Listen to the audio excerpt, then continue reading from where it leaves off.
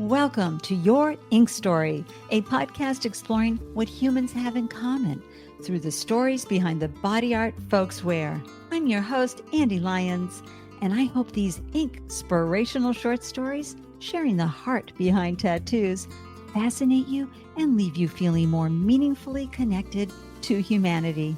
This is Season 1, Episode 4, and our Ink Story guest is Chris Shaddock. From 8 years service with the U.S. Army, 13 years sober, a love for music, his battle with stage 4 pancreatic cancer, and a treble clef guitar inked while he was in Italy, you will hear how each intricate and powerful tattoo Chris wears carries deep personal meaning. Welcome to Your Ink Story, Chris. I'm so delighted you're here to share your ink stories.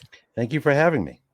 I'm so thrilled, especially because we know each other through your amazing sisters, Diane and Pamela, and they are the founders of Coils to Locks, a phenomenal new business providing coily, curly, high-quality synthetic wigs for Black and brown women with medical or non-medical hair loss. Big shout out to them. So, Chris, let's talk about the tattoos. You had sent me photos ahead of time, and they are so wonderful.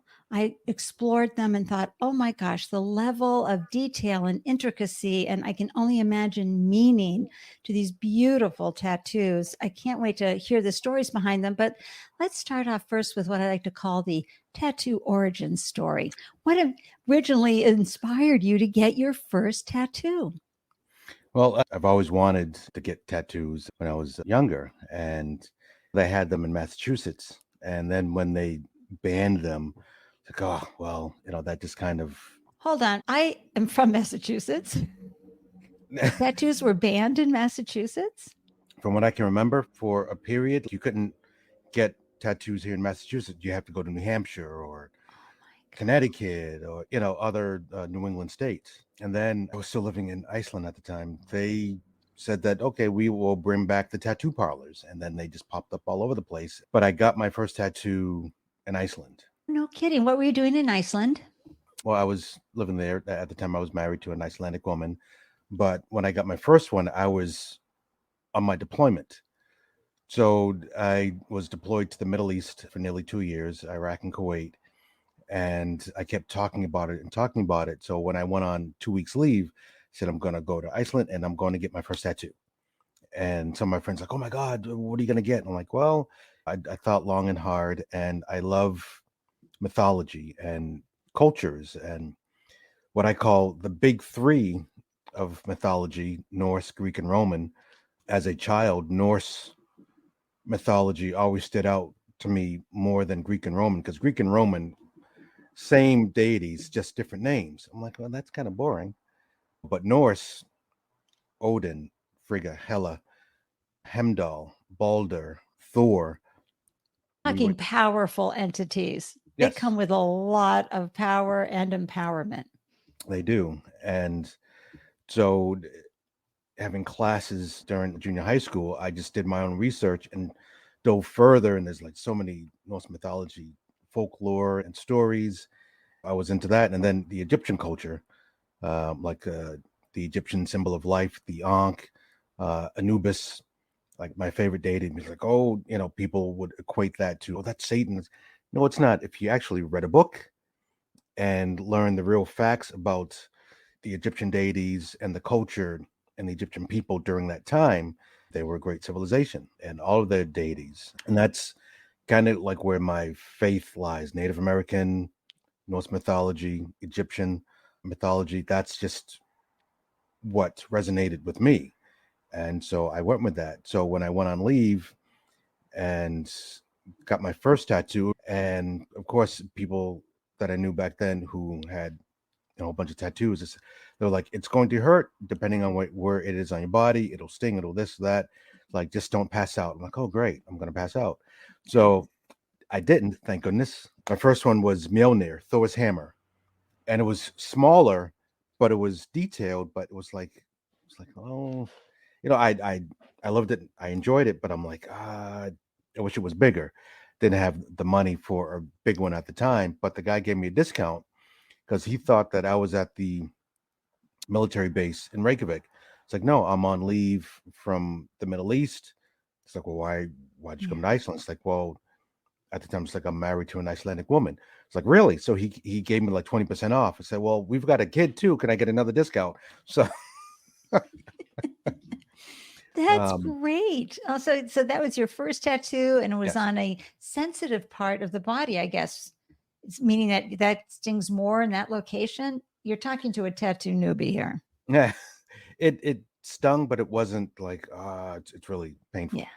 And then my second tattoo was Ankh was on my right bicep. And then I got divorced and I came back to the States. Oh, actually, and before I came back, I got a third one. It was a small wolf howling at the moon. It was a Amazing. small one on my shoulder. And I liked these and everything. And then when I got divorced and I came back to the States, it's like, okay, I want more tattoos. And so I got another Ankh that on this forearm here. I don't know. Let me try. Oh, there it Let me, goes. This okay, one. hold that up again, Chris. So this And, one here. and that's called an ankh. It always looks like a cross and a sword to me. What is that? That's well, it's kind of like upside down, but it's called the Ankh, and it's highly detailed and Yes, intricate. it's very highly detailed. And folks, you got to hop on over to Instagram at Tell Me Your Ink Story so you can see photos of Chris's tattoos. They are highly detailed and absolutely gorgeous and amazing. I have to go do my homework now and look up Ankh Yes. and understand how is that spelled? What does it mean? What's the history behind it? So I can have a deeper appreciation for what does it mean to you? What does it mean to put an ankh on your body? It's the Egyptian symbol of life, and it's like for me, living life to the fullest, even when things are bad.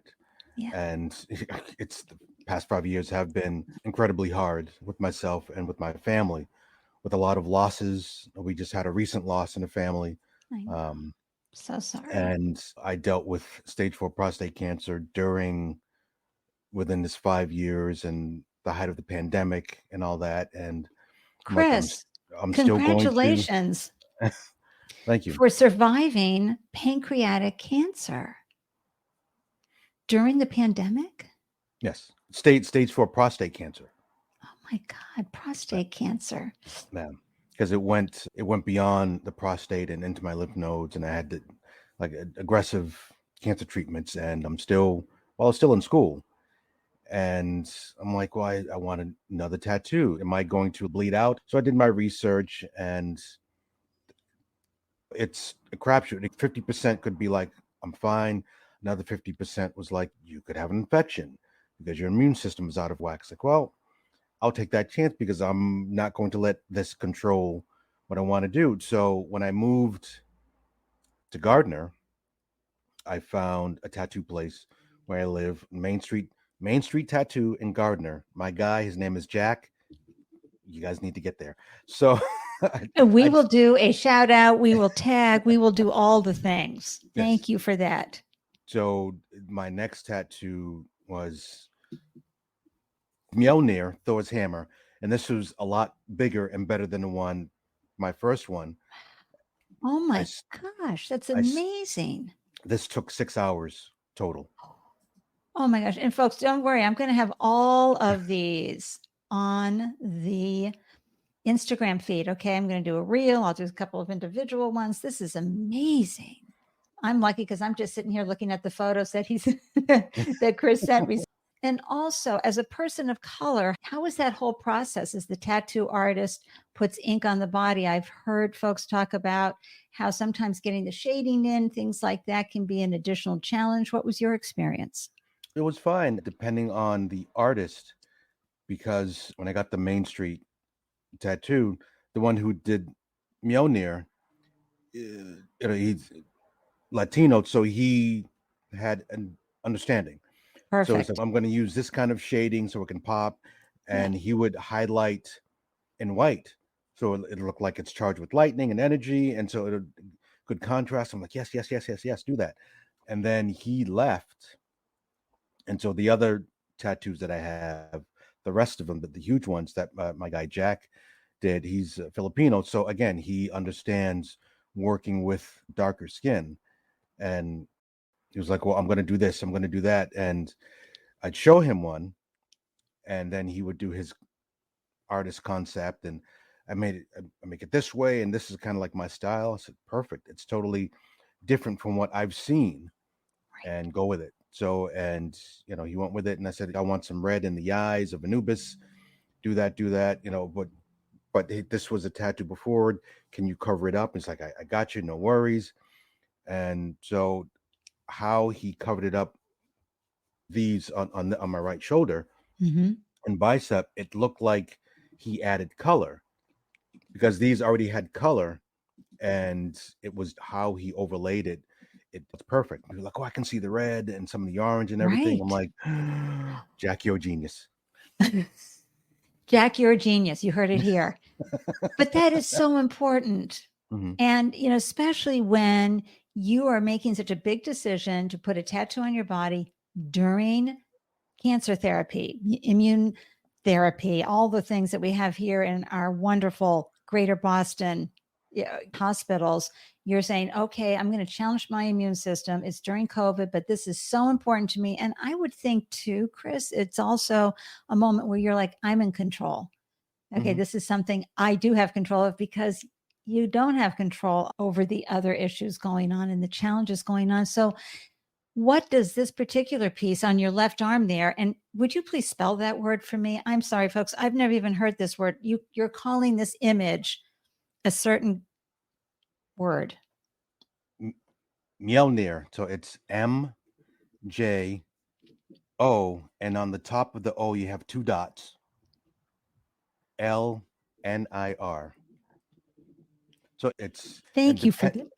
You're welcome. And depending on the Scandinavian country, it would be spelled differently. But I lived in Iceland for 11 years, so how I gave you that the Icelandic spelling.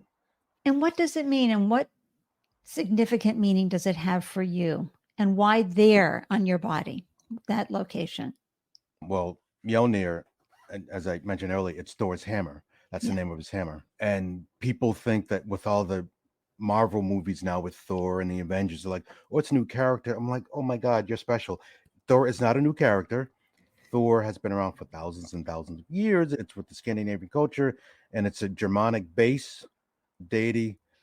So he wasn't created in the comic books like Spider-Man and the Hulk. And like I said, Norse mythology was my ultimate favorite next to Egyptian deities. And so having it here on my forearm, for me, I look at it as a way of power and surviving. Absolutely. And that's it's the hammer of the thunder god, everybody. And so this is a symbol of power. And yes, that's me looking it up while Chris is chatting so I can be better informed and truly understand. And that's a wonderful way to feel empowered Mm. during a time period, especially in your life where you're feeling very vulnerable, and to remind yourself, perhaps, and you can help me out with this, Chris, that even during this time, you can be aligned with empowerment. Hmm. I love that. Exactly. And when people notice it, they'll say, "Oh, Mjolnir," and I'm like, "Oh, so you understand Norse mythologies?" Like I do, and then they'll share their tattoo, and then we'll sit and discuss. Perfect strangers, By the time we're done, it's like I know you and you know me, and we've connected. Thank you for that soundbite for your ink story, It because that's what it's all about. The is. stories It is. behind the body art. It's just so impactful. And there Mhm. is that connection that you get with a perfect stranger over something you have in common. Right. And I love that, Chris. So talk about some of your other tattoos, because I'm looking at the Um. photos here. So I'm seeing some very intricate designs. You have a wonderful one with a guitar. Yes. This one. It's the treble clef. Oh, yes, you have your treble clef. Talk about the Yes. treble clef. What does The that tre- mean? the treble clef slash guitar. I got this when I was recently in Italy. Our second day there, we were coming from a shop that makes gelato, and we're eating the gelato, and I just happened to look, and I turn around and I see this big sign, tattoos walk-ins welcome. I said, are we done here? And my professor's like, yeah, we're done. So okay, see ya. Like, where you going? Tattoo. Bye-bye. So I walked in and I already had an idea of what I wanted. So I talked to the tattoo artist, and her name is Freya. Went through the preliminaries, and it's like, when would you want? It's like, I want it done like right now. Are you free? Oh, I'm free. Okay, walk in and fill out the forms, and I want it there. And she just kind of did her little distortion and added some notes around it, and boom. And so I said, I will be back. We're here for a month. I'll be back in about a week and a half. So I went back, and I had one on my left calf. I had actually two on my left calf.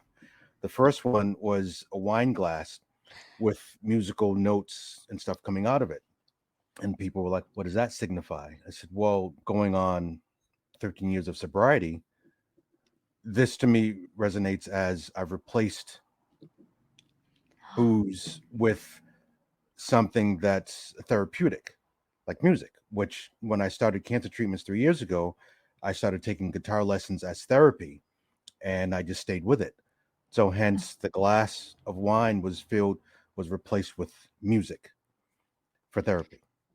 Chris, that is a beautiful story. That's inspirational at its best. Thank you for that. You're welcome. And so there's a photo you sent with a wonderful woman who's in the photo with you. That's the artist. That's Freya? Yes. Oh, so there you are in Italy. Or were you there for a semester? Were you there for a period of time? Just a month. This past June, there were about 14 of us, 14, 15 of us, and to include our professor. We left May 21st and came back June 18th. And we lived in Verona, Italy. So we Mhm. went to places like Venice and Florence, Lake Garda. We had classes, and then after our class, we could do anything that we want if we weren't on some excursion. Right. And what And were you so studying? the class was on Mediterranean lifestyle. Oh, that's great. So we learned like the Mediterranean pyramid and how Italians are very healthy with what they eat and everything. And so we learned that. And so, and being a cancer survivor and the amount of radiation that I had to go through, there are a lot of things that I say I can't eat. I do, but I suffer greatly. So having to change really my Right. nutritional intake and having a fitness background, taking this class in Italy, it's like, okay, now I can really incorporate all that. And just coming back after that month, like I feel better. Eating real pasta, eating Yes. real gelato, drinking real coffee, real cappuccinos. So yeah, it's And what Chris means by real, folks, is it hasn't been processed within an inch of its life, right. so that it's actual, real grown wheat versus processed wheat, cow's milk with very minimal processing, turning it into gelato. Everything is fresh and served. Yes. And of course, they have laws in Europe about Hmm. what you can put in your body, Exactly. and it has to be Some as of the fresh as bread, possible. some of Yeah, the I breads love that we that. ate was just, yeah, everything was awesome. And so, Chris, how many tattoos did you get while you were in Italy? I got three. Hey. So So, this one here, and then the one I explained that's on my calf, the wine glass and with you'll the see that, music. folks, in the images. Go to Tell Me Your Ink Story on Instagram, and you will see these because they're so amazing. And then what was the third one? The third one was a treble clef Yeah. with the grand staff of the musical notes.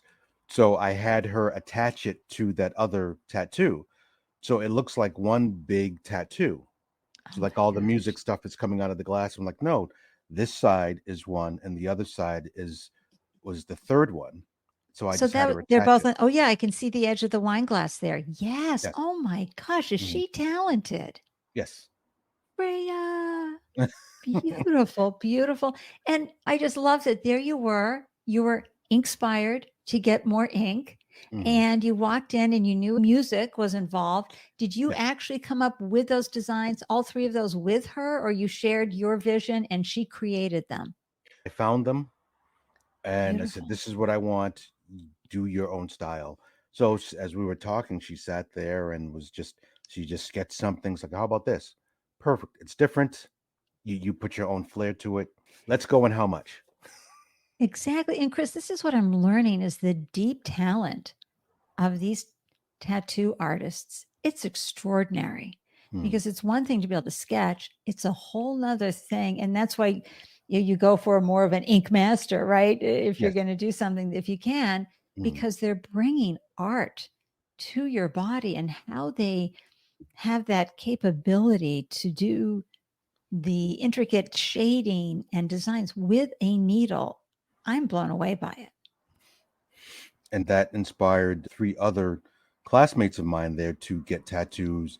And I sent them to her. And they're like, "Oh my God, Chris, you're right. She's amazing." Like, right? I told you. See, and this is so exciting and they're so meaningful. They're so important to you. And I love that you took up an instrument during your cancer treatment Hmm. as a way to distract, to empower you to be in control in other ways, to add meaning. Why did you take up the instrument?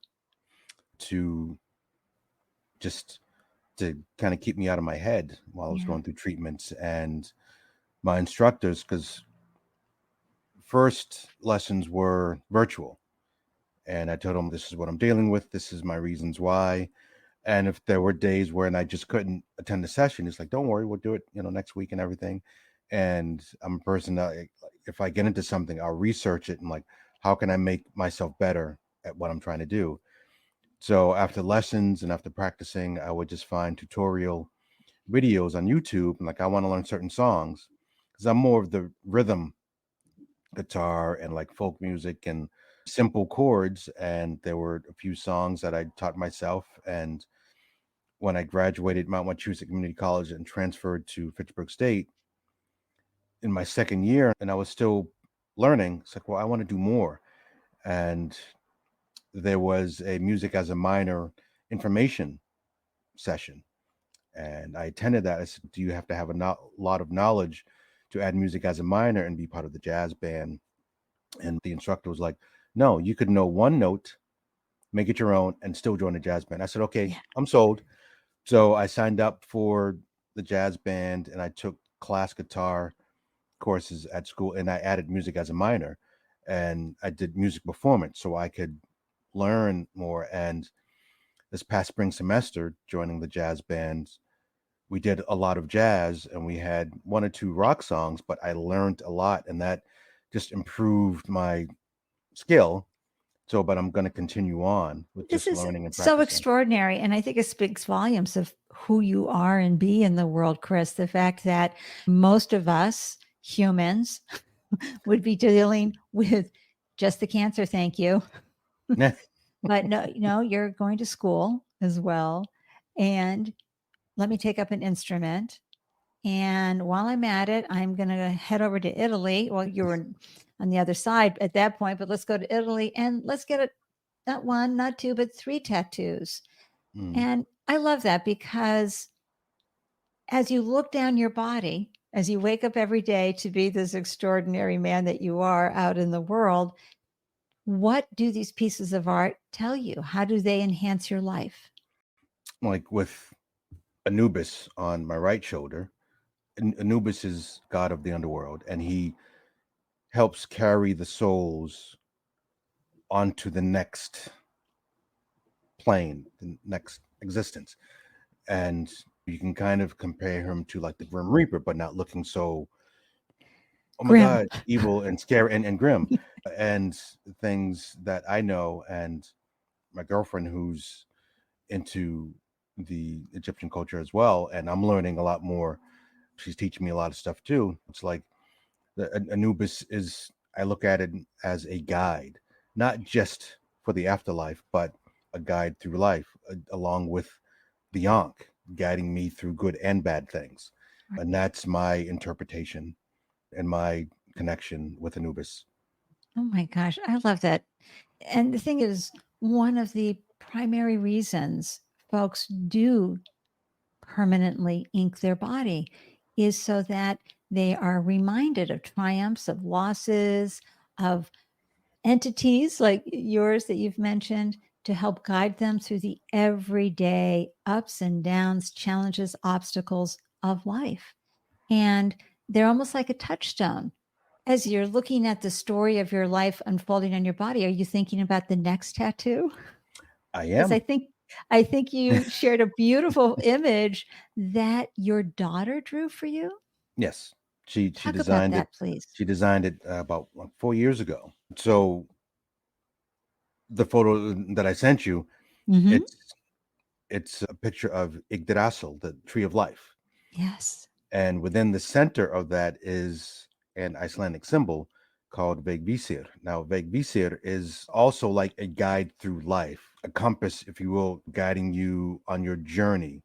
And like Anubis and the Ankh, I perceive it as just another symbol to guide me through the good and bad in life, and having the strength, the mental and spiritual and emotional strength to get through everything. Right. And within the outer circle of the tree of life, you see these little symbols, north, south, east, and west. And those are runes. And those are names of her siblings. So I told her, I said, I won't get that until she's with me. So when she comes to visit next time, and we'll You'll have be a calling daddy. Jack. Oh, yes. Oh, yes. I showed that to when I was getting one of my tattoos last year, and I showed that to Jack, and he's like, dude, can I use that? I'm like, no, you are not using this. I am not sending this to you to use. I promised And my daughter that we'll have a daddy daughter tattoo day, and I'll get this when she's here visiting with me and where are you going to put it? on my right thigh, because I have my spirit animal on my left thigh, Who's your spirit animal? the wolf. So it's one of the ones that I sent you, that Yeah. wolf howling at the red moon.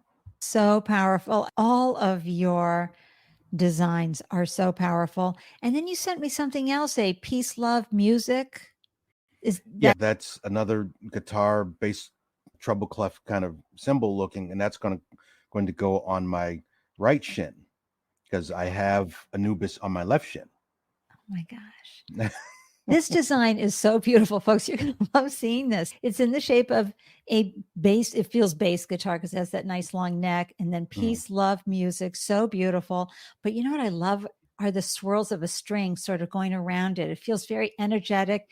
And then the circle where the guitar body is, it has the peace symbol in it. It is so Yes. beautiful.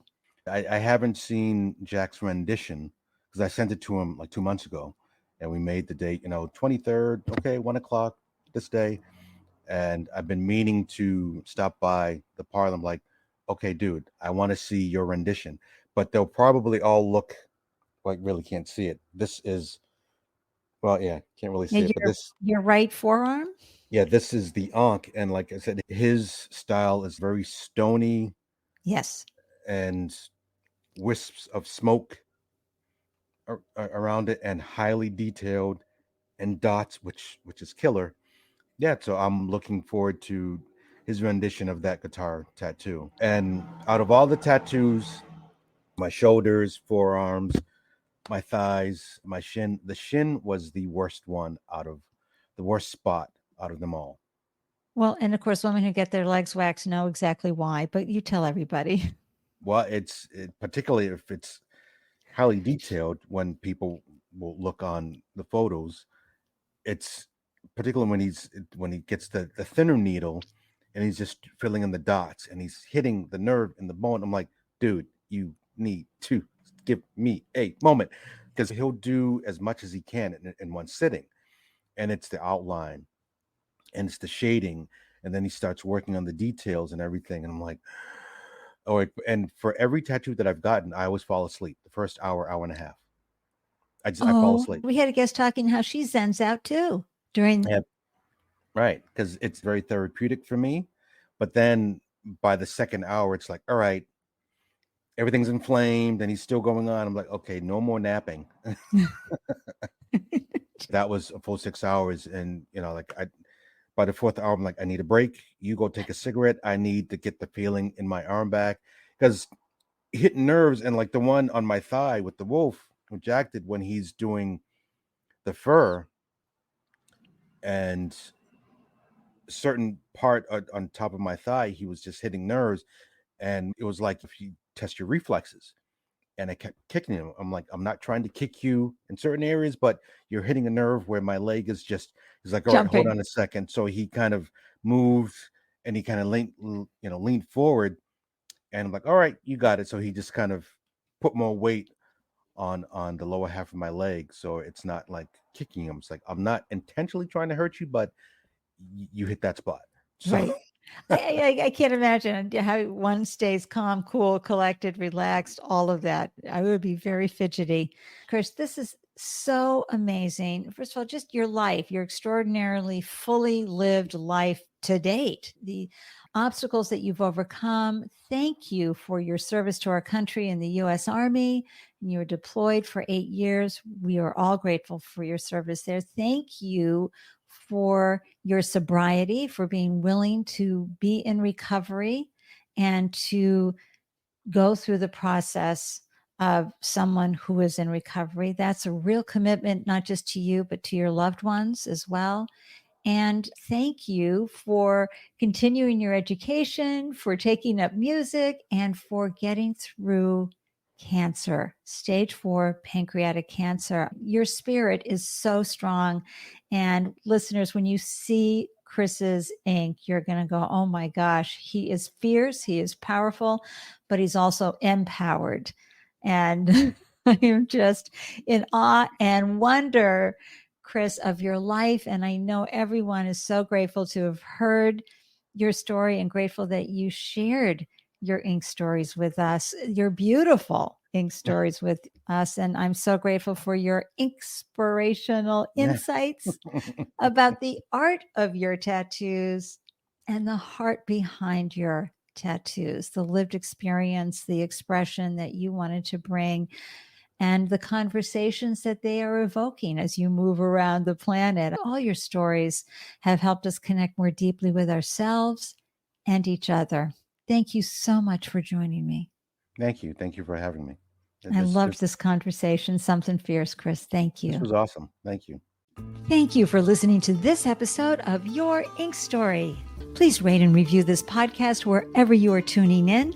And if this episode inspired you, please share it so we can all feel more connected through our common humanity and lived experiences. If you or someone you know would like to share a meaningful ink story on the podcast, please send me an email, andi@yourinkstory.com, along with a brief description. Feel free to share your thoughts about this episode via a voicemail message by visiting yourinkstory.com.